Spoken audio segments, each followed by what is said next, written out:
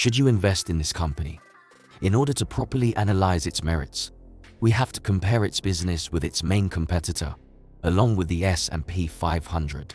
Which is a better investment? Let's first look at growth. Which stock has the highest projected earnings growth for the next 5 years? More points are given to the higher growing stock. Next, let's look at PE ratio. Which stock has the least amount of speculation with a lower PE ratio? More points are awarded to the lower PE ratio stock. Let's then look at the 200-day simple moving average. Which stock is trading lower than its SMA 200 the most? More points are given to the lower SMA 200 stock. Next, let's look at returns. Which stock is using its combined assets, cash, and investments most efficiently? More points are awarded to the more efficient stock. Let's then look at dividends. Which stock pays you the most to hold their shares? More points are given to the higher yielding stock.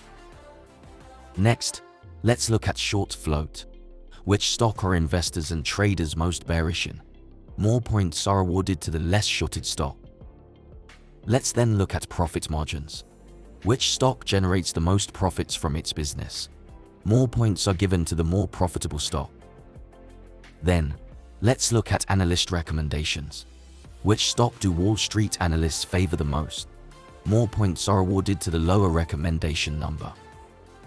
Adding all these metric points together, we can clearly see which stock has the better business.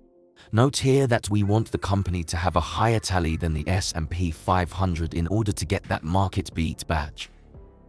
Before we get to the fair price, join my Patreon. You'll get access to every company I've analyzed. It's updated all the time.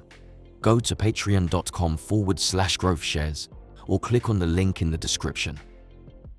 Comparing the company's current price and its fair price, we can see here how undervalued or overvalued the stock is.